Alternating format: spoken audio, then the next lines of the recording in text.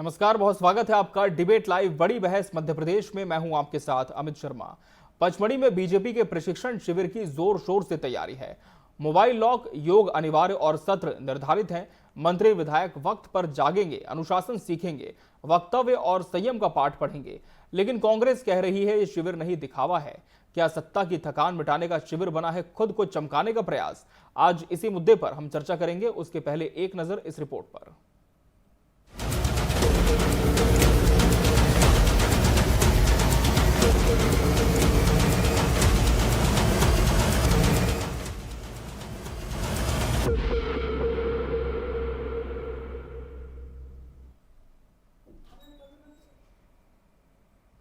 14 से 16 जून के बीच पचमढ़ी में बीजेपी का 3 दिवसीय प्रशिक्षण शिविर आयोजित हो रहा है, जहां हर विधायक सांसद के मोबाइल साइलेंट मोड में जमा होंगे। सुबह 6 बजे उठना और योग प्रार्थना करना अनिवार्य होगा। मोबाइल प्रबंधन, पब्लिक डीलिंग और वक्त प्रबंधन ये सत्रों के मुख्य विषय बने हैं। पहले दिन गृह मंत्री अमित शाह उद्घाटन भाषण देंगे, जो जनसंघ से भाजपा तक की यात्रा बताएंगे। इसके बाद हमारा विचार और पंचनिष्ठा, कार्य पद्धति, मैनेजमेंट और सदन की भूमिका जैसे विषयों पर विशेषज्ञ सत्र होंगे। 3 समूहों में बंटकर विधायकों, सांसदों को अलग अलग अनुभव साझा किए जाएंगे। समन्वय, सोशल मीडिया रणनीति और पार्टी विचारधारा का ट्रांसफर, यही शिविर का फॉर्मेट है। देखिए, भारतीय जनता पार्टी में इस प्रकार के प्रशिक्षण के कार्यक्रम लगातार पार्टी की रीति नीति और विचारधारा से कार्यकर्ताओं, जनप्रतिनिधियों के एक समन्वय और सामंजस्य को स्थापित करने की दृष्टि के साथ इस प्रकार की बैठकें और इस प्रकार की कार्यशाला लगातार सतत तरीके से चलती रहती है। हम विचार के लिए निष्ठ होकर के काम करने वाले संगठन के भाग हैं। पंचमढ़ी में भी हमारा राष्ट्रीय नेतृत्व, प्रदेश के हमारे माननीय मुख्यमंत्री जी, माननीय प्रदेश अध्यक्ष जी, संगठन के हमारे नेता सभी जनप्रतिनिधियों को इस दिशा में प्रशिक्षण देंगे और इस प्रशिक्षण के माध्यम से भारतीय जनता पार्टी एक लोकतांत्रिक पारदर्शिता को सुनिश्चित करती है, वैचारिक अपना जो अधिष्ठान है उसको और ज्यादा दृढ़ करती है और इन तमाम संकल्पों के माध्यम से हमारी राजनीति आगे बढ़ती है। दृष्टि और उसी सोच को जमीन पर साकार करने के लिए हमें कौन से ऐसे आवश्यक तत्वों को ग्रहण करना है और किन बातों की पर विशेष सावधानी रखनी है, इस सोच के साथ यह बैठक आहूत की गई है। इसमें हम देखेंगे कि तमाम वरिष्ठ नेताओं का हमारे मार्गदर्शन मध्य प्रदेश के हमारे नेतृत्व को मिलेगा। बीजेपी जहां इसे आत्ममंथन का शिविर बता रही है, वहीं कांग्रेस ने इसे सियासी दिखावा करार दिया। कांग्रेस का आरोप है कि बीजेपी नेताओं में सत्ता की लत और विलासिता हावी है। विपक्ष का कहना है कि जनता से कटे नेताओं को सियासत से दूर करने की जरूरत है, न कि ऐसे शिविरों की जो सिर्फ सतही हैं। देखिए, भाजपा के नेताओं के सर चढ़ कर सत्ता का नशा जो बोल रहा है वो उनके विचारों में, उनके भाषणों में, उनके द्वारा दिए गए बयानों में दिखता है।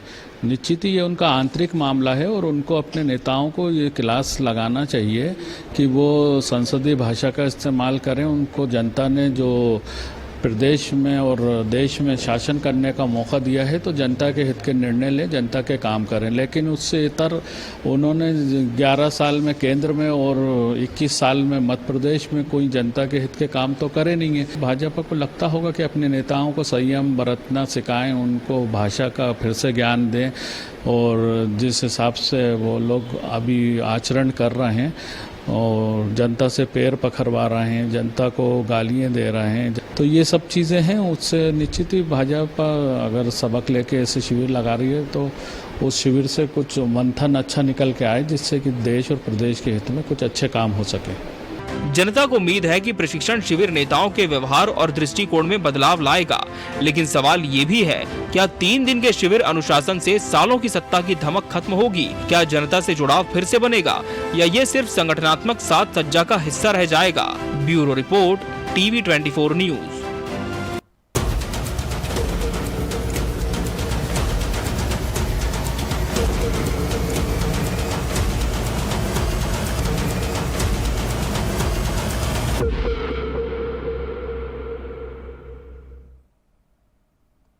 तो 3 दिन का त्याग, फिर वही राग। आज इसी विषय पर हमारी चर्चा और इसके लिए हमारे साथ खास मेहमानों का पैनल भी जुड़ चुका है।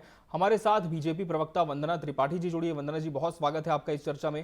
कांग्रेस प्रवक्ता प्रतिभा विक्टर जी प्रतिपक्ष का पक्ष रखेंगे। प्रतिभा जी, आपका भी बहुत बहुत स्वागत है। और वरिष्ठ पत्रकार राजेंद्र आगल जी भी चर्चा का अहम हिस्सा है। राजेंद्र जी, आपका भी बहुत बहुत स्वागत है। वंदना त्रिपाठी जी, प्रशिक्षण शिविर तो लगातार होते हैं पार्टी में, लेकिन पचमढ़ी में अभी जो हो रहा है वो काफी खास, अलग रहने की बात कही जा रही है। आत्मसंयम के गुर भी सिखाए जाएंगे, मोबाइल से पूरी तरह से डिस्कनेक्शन होगा, योग का भी अभ्यास होगा। तो क्या वाकई अब सरकार मान रही है कि बीजेपी के जितने भी विधायक हैं, तमाम जो जनप्रतिनिधि हैं, उन्हें अब कहीं ना कहीं संयम की आवश्यकता है, जैसा कि कांग्रेस कह रही है। नमस्कार। मेरी आवाज आप तक जी पहुंच पा रही है अमित जी? जी वंदना जी, नमस्कार, हम सुन पा रहे हैं आपको। जी जी जी अमित जी, देखिए बीजेपी में इस तरह के सत्र कोई पहली बार ऑर्गेनाइज नहीं हो रहे हैं। और बीजेपी जो ये सत्र ऑर्गेनाइज कर रही है, इसको लेकर कांग्रेस पार्टी इस प्रकार की टिप्पणियां ना करे। कांग्रेस पार्टी खुद अनुशासन की ट्रेनिंग दे। जिस प्रकार से लक्ष्मण सिंह जी को इन लोगों ने पार्टी से निकाला है, तो इस तरह की बातें कांग्रेस पार्टी को शोभा नहीं देती। अपनी पार्टी के एक वरिष्ठ नेता को जिस प्रकार से इन्होंने पार्टी से बाहर का दरवाजा दिखाया है, तो भारतीय जनता पार्टी के विषय में बात करने की बजाय अपनी पार्टी जी। के अपने घर को संभाले।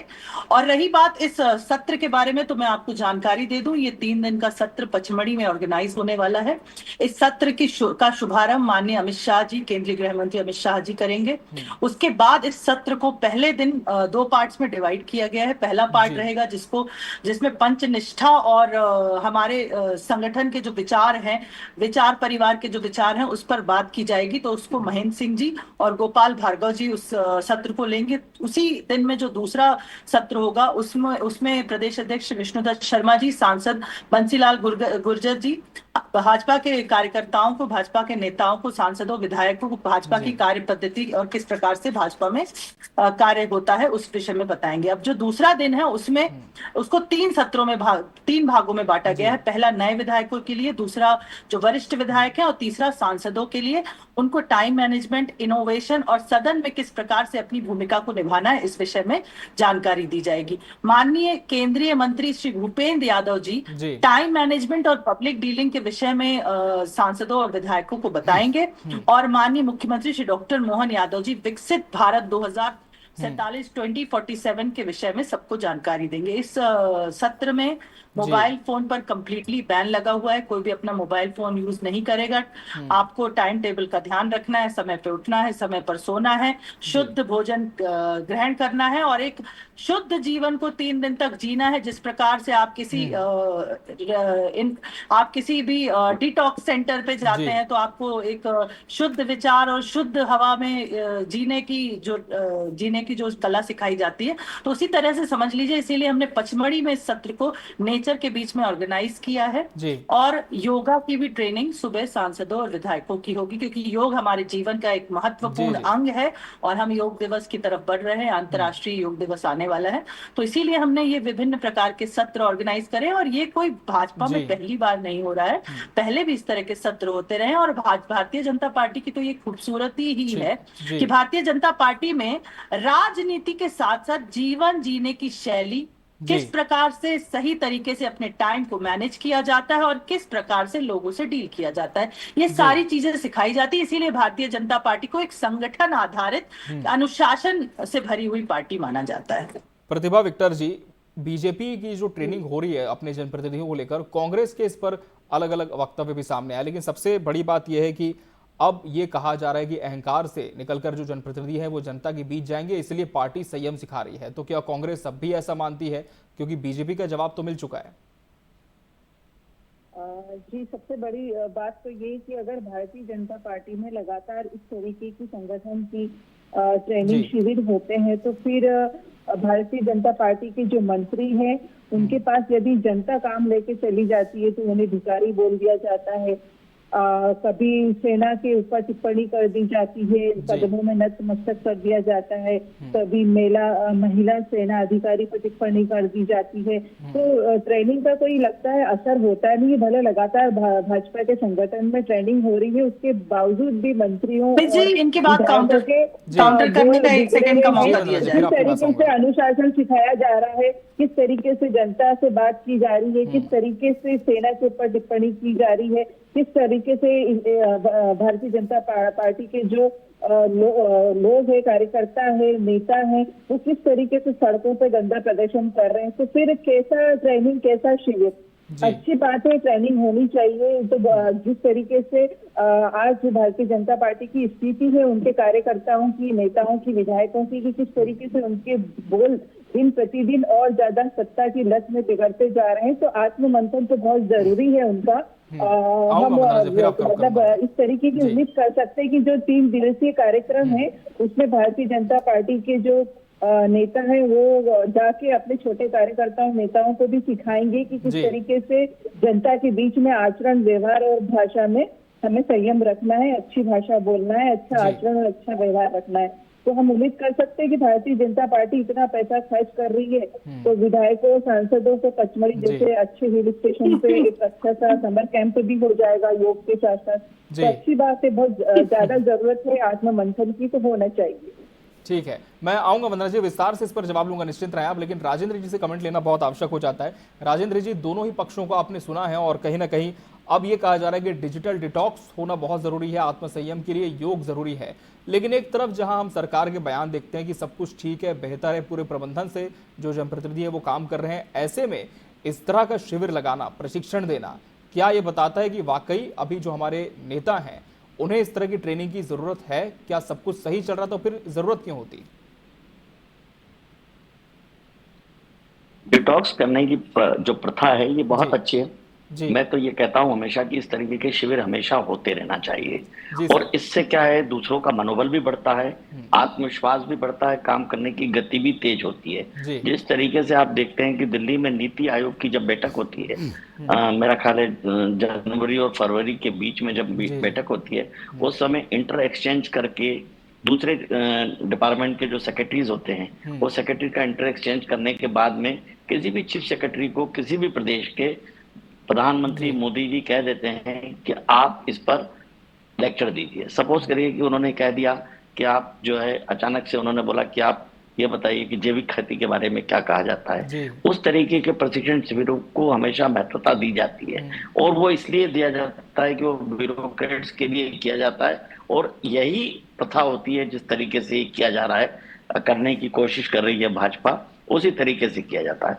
परंतु उस शिविर के अंदर बहुत सारी चीजें हैं जो लोक आचरण को ठीक करने के लिए, गुड गवर्नेंस को ठीक करने के लिए, लोक सेवा गारंटी अधिनियम को बनाने के लिए जी। जिस तरीके की बात होना चाहिए, क्योंकि जनता जनार्दन जो है आज की तारीख में जिन नेताओं से के पास में जा रही है या जी। जिन नेताओं के तक पहुंच पा रहे हैं वो सारे लोग नहीं हैं। जिस तरीके से आप देखते हैं कि जब जन सुनवाई होती है हर जी। हफ्ते, तो कलेक्टर के पास किस तरीके से अपना विरोध दर्ज कराने के लिए प्रदेश की जनता जाती है, लेटते हुए, कभी विरोध करते हुए, 5 किलोमीटर लंबे घुटैया होते हुए, जी। पलटते हुए अपने कागज को लेकर वहां जाते हैं और अपनी बात कहते हैं। अब मेरा ये कहना है कि शिविर के अंदर इस तरीके की बातें उठना चाहिए कि जनता में आक्रोश क्यों है इतना, क्या जरूरत है मुख्यमंत्री हेल्पलाइन की, जब जिलों के अंदर सब जगह व्यवस्था बनी हुई है, उस व्यवस्था के अनुरूप काम क्यों नहीं होता है?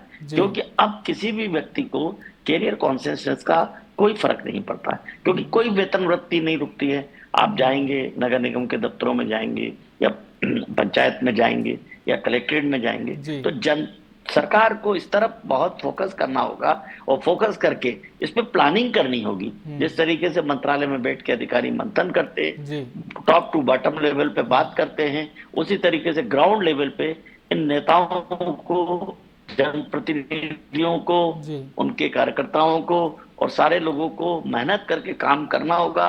जब जनता जो हो वाकई में लगेगा कि हाँ ये सब चीजें ठीक है, उपचार नहीं मिलता है, क्यों, क्या कारण है आखिर करके, क्या वो क्रीमी लेयर एक अलग है, जो अप्रोच है जिसके पास जो तरीका है काम करने का, वो क्यों हो रहा है? जिस तरीके से आप ये देख रहे हैं कि आज की तारीख में आपको मजदूर नाम की चीज नहीं मिलती है, क्यों नहीं होता है? क्यों ऐसा देश में इतनी बेरोजगारी है? उस बेरोजगारी को देखते हुए काम करने वाला आदमी क्यों नहीं है आपके पास में? आप इतना निकम्मा नहीं बनाना चाहिए सरकारों को, कोई भी सरकार है, निकम्मा नहीं बनाना चाहिए कि उसे काम करने की जरूरत ही नहीं हो। कहीं भी आपको किसी भी तरीके के मैन पावर की आवश्यकता हो, आपको तकलीफ होगी। जनता जनार्दन की सेवा करने के लिए इस तरीके के शिविरों को प्रशिक्षण देना बहुत जरूरी है। मैं भी अपनी तरफ से कोशिश करूंगा, कहूंगा कि इस तरीके की चीजों को, सब्जेक्ट को जोड़ा जाए, क्योंकि अपनी बात कहना या वहां पर ये समझा देना और जनता वहीं की वहीं रहे और जो वोट देती है आपको, उसके लिए क्या सोचते हो आप? मैं दोनों बहनों से यही कहता हूं कि आप इस बात के वहां तक मेरी आवाज को पहुंचाइए कि आखिर करके इस तरीके से काम होगा तो बेहतर होगा, गुड गवर्नेंस अच्छा काम होगा, सरकारों के लिए भी प्रबंधन अच्छा लगेगा। बिल्कुल, क्योंकि एट द एंड हम काम जनता के लिए ही कर रहे हैं। तो वंदना जी, यही सवाल भी था मेरा कि जनता को इस शिविर का क्या फायदा होगा। आपने नेताओं को प्रशिक्षित कर दिया, तमाम तरह के एटिकेट्स इस शिविर में प्रदर्शित किए जाएंगे, लेकिन जैसा कि कांग्रेस कह रही है कि आपने खर्चा कर दिया, जनता के पैसों से वहां पर लोग रुकेंगे, तो क्या सिर्फ ये समर कैंप होगा या फिर धरातल पर जनता के हित में ये साबित होगा? अमित जी, कांग्रेस पार्टी जिस प्रकार से टिप्पणी कर रही है, एक बात समझ में आ रही है, समर कैंप और इस प्रकार की टिप्पणी, तो मुझे लगता है कांग्रेस पार्टी को पहली बार भारतीय जनता पार्टी से बहुत ज्यादा ईर्ष्या हो रही है और कांग्रेस पार्टी को भारतीय जनता पार्टी से ज्यादा इस तरह के शिविरों की जरूरत है। हम तो सदैव इस तरह के शिविर ऑर्गेनाइज करते रहते हैं, पर अब कांग्रेस पार्टी के जो आचरण है, कभी रस और चाशनी ढूंढा, कभी टंचमाल और आइटम कहना, कभी अपनी पार्टी के नेताओं को बाहर का रास्ता दिखाना, तो इस तरह के शिविरों की जरूरत कांग्रेस पार्टी को हमसे भी ज्यादा है। रही बात भारतीय जनता पार्टी की, जब हम इस शिविर की बात कर रहे हैं तो देखिए, इसका शुभारंभ माननीय केंद्रीय गृह मंत्री अमित शाह जी कर रहे हैं, जो जनसंघ के विषय में बताएंगे। आज हमारी पार्टी में बहुत सारे अन्य दलों के नेता आए हैं, बहुत सारे नए विधायक बने हैं, तो उन्हें ये जानना जरूरी है कि कैसे आज 2 से बहुमत का आंकड़ा हमने छुआ है, उसके लिए क्या मेहनत करी है। तो केंद्रीय गृह मंत्री अमित शाह जी यही बात बताएंगे कि जनसंघ का से भारतीय जनता पार्टी का सफर किस प्रकार से इस दल ने तय किया है। उसके बाद जब हमारा दूसरा सेशन होने वाला है, जिसे प्रदेश के प्रभारी महेंद्र सिंह जी लेने वाले हैं, जिसमें पंच निष्ठाओं के विचार के बारे में, हम एक विचार पर चलने वाली पार्टी है, अंत्योदय से भाग्योदय, अंतिम पंक्ति के व्यक्ति का विकास। तो जिस प्रकार से माननीय वरिष्ठ पत्रकार महोदय ने कहा, तो हम जनता के विकास के लिए कार्य कर रहे हैं और ये बात बार बार हम विधायकों को बताएंगे। और ये जो डिजिटल डिटॉक्स कर रहे हैं, इससे मेंटल फोकस और साइकोलॉजी इंप्रूव होने के साथ साथ विधायकों को 3 दिन ये बात समझ में आएगी कि वो मंत्री और सांसद और विधायक होने से पहले एक भारतीय जनता पार्टी के एक आम कार्यकर्ता की भूमिका में है और आम कार्यकर्ता की तरह वहां रहेंगे। वहां कोई मंत्री नहीं है, कोई विधायक नहीं है, कोई सांसद नहीं, सब भारतीय जनता पार्टी के कर्मठ, कर्तव्यनिष्ठ, कनिष्ठ, वरिष्ठ कार्यकर्ता है। अब जब हम तीसरा सेशन ऑर्गेनाइज कर रहे हैं, तो उसमें हम पब्लिक डीलिंग, टाइम मैनेजमेंट इत्यादि की बात कर रहे हैं। उसमें जो आखिरी सेशन है, उसमें टाइम मैनेजमेंट और पब्लिक डीलिंग, इनोवेशन की बात कर रहे हैं कि किस प्रकार से जनता के लिए हम नए नए कार्य कर सकते हैं। स्मार्ट सिटीज और ये स्मार्ट सिटी और मेट्रो सिटीज, ये जो सारी प्लानिंग है, ये स्मार्ट वर्क जो हो रहा है, ये इनोवेशन के अंडर में ही आता है। तो इस तरह की प्लानिंग के लिए हम एक्सपर्ट्स को बुला रहे हैं। हमारे केंद्रीय मंत्री भूपेंद्र यादव जी पब्लिक डीलिंग के बारे में बताएंगे, टाइम मैनेजमेंट के बारे में बताएंगे। कहीं ना कहीं टाइम मैनेजमेंट भी एक बहुत इंपॉर्टेंट फैक्टर है। आपके पास 5 साल का समय है, 5 साल में आपको जनता के विकास के लिए कार्य भी करना है, उसके साथ साथ आपको ये भी देखना है कि आपके प्रदेश की प्रगति किस प्रकार से हो। तो ये सारी चीजें हमारे माननीय मंत्री जी इस बात को बताएंगे। साथ ही साथ हमारे माननीय मुख्यमंत्री जी, जो हम एक संकल्प लेकर चल रहे हैं, विकसित भारत 2047, तो उसके विषय में भी जनता को जिस प्रकार से हम बताते आए, हमारे सांसदों, विधायकों को भी ये बात बिंदुवार तरीके से बताई जाएगी कि आज किस प्रकार से हम 15वीं अर्थव्यवस्था एक समय पर हुआ करते थे, फिर 11वीं हुए और आज हम किस प्रकार से चौथी अर्थव्यवस्था बने और हमें ऐसी कौन सी नीतियां अपनाना चाहिए कि हम तीसरी अर्थव्यवस्था बने और 2047 तक विश्व गुरु बने। उन सब के लिए ये हमारे माननीय केंद्रीय मंत्रीगण, हमारे प्रदेश के नेता, हमारे प्रदेश अध्यक्ष, माननीय मुख्यमंत्री जी सब प्रयासरत हैं। और अगर इतना भव्य प्रयास किया जा रहा है तो इसका रिजल्ट बाहर आएगा। और डिजिटल डिटॉक्स की जो हम बात कर रहे हैं, आज हर कोई मोबाइल फोन का एडिक्ट है, न्यूज़पेपर का एडिक्ट है, सबको सुबह अपने हाथ में। तो मुझे लगता है कि डिजिटल डिटॉक्स एक रेजुविनेशन का काम करेगा। और मंत्रीगण वगैरह जो इतने प्रेशर में, राजनीति अपने आप में एक बहुत प्रेशर का काम है अमित जी, मीडिया में भी आप है, मीडिया भी एक बहुत प्रेशर वाली लाइन है।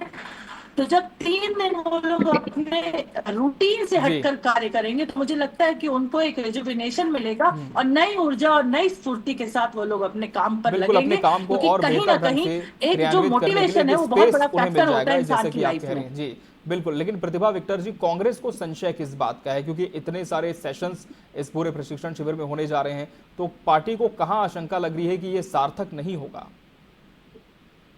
जी अमित जी, संशय वाली बात नहीं है। जो 3 दिवसीय कार्यक्रम की रूपरेखा है वो बहुत ही अच्छी है। एक जो शिविर में होती है, लगातार 3 दिवसीय जो शिविर होगा, तो वो जैसे स्कूल कॉलेज में क्लासेस होती है, वो बाकायदा उस तरीके से एक अंतराल पे क्लासेस होगी, ये बहुत अच्छी बात है। तो इससे विचारों में तो बहुत अच्छा प्रशिक्षण हो जाएगा, शब्दों में अनुशासन हो जाएगा, ये बात भी सही है। परंतु देखना अब ये होगा कि धरातल पे इसका असर कैसे होगा। जो माननीय नेतागण वहां पर है, तो वो किस तरीके से अपने जो अंडर में जो कार्यकर्ता हैं, जो छोटे नेता है, उनको वो किस तरीके से सिखाएंगे और वो किस तरीके से जनता के बीच में लेके अपना आचरण और व्यवहार लेके जाएंगे। क्योंकि बड़े नेता तो जनता के बीच इतने ज्यादा डेली का उनका होता नहीं है रूबरू होना, तो छोटे कार्यकर्ताओं और छोटे नेताओं को इन सब चीजों की बहुत ज्यादा आवश्यकता है। तो ये प्रशिक्षण कैसे ट्रांसफर होगा छोटे कार्यकर्ताओं और नेता पे, तब जाके उसका फायदा धरातल पे हमें दिखेगा और वो किस तरीके से जनता के साथ व्यवहार करते हैं। माननीय वरिष्ठ पत्रकार राजेंद्र जी की बात से मैं बहुत इत्तेफाक रखती हूँ कि उन्होंने जो बोला है कि फिर क्यों मतलब बेरोजगारी इतनी है, जनता क्यों परेशान है, जनता की आवाज क्यों नहीं सुनी जाती है जन सुनवाई में, क्यों सीएम हेल्पलाइन की इतनी ज्यादा जरूरत है। तो बात तो सही है कि क्यों इतना सरकार के द्वारा प्रबंधन क्यों सफल नहीं हो रहा है। और बात हम वर्तमान में कर ले तो ज्यादा अच्छा है। 2047 अभी तो बहुत दूर है। वर्तमान में प्रदेश की क्या स्थिति है, देश की क्या स्थिति है, कितनी महंगाई है, कितनी बेरोजगारी है, उस पर विचार कर ले तो बहुत अच्छी बात है। हमें थाली में खाने के लिए 2 रोटी और सब्जी की व्यवस्था हो, हर व्यक्ति के पास कपड़ा हो, घर चलाने के लिए थोड़ा पैसा हो, बच्चों की शिक्षा के लिए पैसा हो, चिकित्सा के लिए पैसा हो, हर चीज वक्त पे हमें मिल जाए तो वो ज्यादा बेहतर होगा। वर्तमान स्थिति अगर हम छोटे छोटे घरों में, छोटी छोटी बस्तियों में जाके देखें तो वहाँ असली भारत दिखता है, गाँव में असली भारत दिखता है। हम थोड़ा सा विकास कर लेते तो हमें लगता है कि हम बहुत ज्यादा कंप्यूटराइज्ड हो गए, बहुत ज्यादा डिजिटलाइज्ड हो गए। ऐसा नहीं है। 2047 के सपने देखना बहुत अच्छी बात है, परंतु वर्तमान के लिए हमें सोच लेना चाहिए। चौथी अर्थव्यवस्था भारत बन गया है तो केवल कैसे बना, केवल 2-4 मित्रों को लेकर उनके जो अकाउंट में जो उनकी जो कैपिटल बढ़ती जा रही है और उसके आधार पर यदि हम चौथी व्यवस्था बन जाए, यदि हम पहली अर्थव्यवस्था बन जाए विश्व में तो कोई बड़ी बात नहीं है। इसे हम विश्व गुरु नहीं कहेंगे। जो भारत की जनता है, जो 140 करोड़ जो व्यक्ति है, उन सबको बराबरी का हक मिल जाए, उन सबके पास बराबरी से जितना होना चाहिए उतना हो हर चीज की व्यवस्था, तब हम मानेंगे कि भारत विश्व गुरु बना है। कहने को जनता के सामने विश्व गुरु बोलना बहुत अच्छी बात है, परंतु वास्तव में धरातल पे ऐसा नहीं है। विश्व पटल पर भारत की स्थिति अच्छी नहीं है। हमारा जो दुश्मन देश है वो हमसे ज्यादा आगे है। हमारी जो विदेश नीति है, जो विदेश नीति है, वो हमारी जीरो है पाकिस्तान के सामने। वो एक आतंकवाद को प्रमोट करने वाला देश है, वो हमसे आगे है। देखिए, कंपैरिजन भी करना है प्रतिभा जी तो किसी ढंग की कंट्री से करिए। आप पाकिस्तान से अपने भारत का कंपैरिजन ना करें तो बेहतर होगा।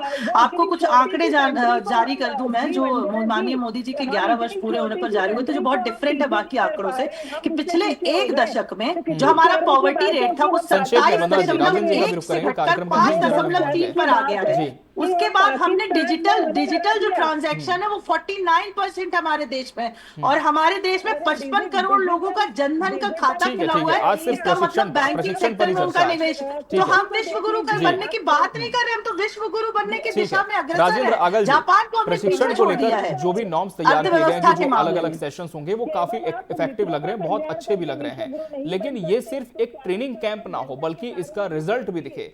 किन बिंदुओं को आप मानते हैं कि सबसे जरूरी इसमें शामिल किया जाना चाहिए इसके लिए?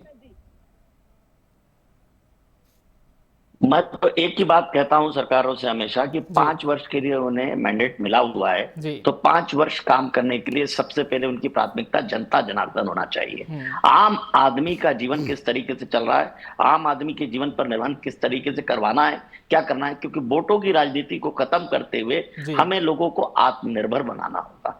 आत्मनिर्भर बनाने के लिए आप 1 बार 2 बार तो मदद कर दीजिए, पर अनेकों बार सरकारें मदद करती रहेगी तो उससे खराबी आएगी पूरे प्रदेश के अंदर। मैं मानता हूं इस बात को कि प्रदेश के अंदर विकास के कार्यों को, सब चीजों को बहुत बढ़ावा मिला है, बहुत अच्छी बात है, परंतु जमीनी लेवल पे काम करने के लिए प्रशिक्षण शिविरों की बहुत आवश्यकता है।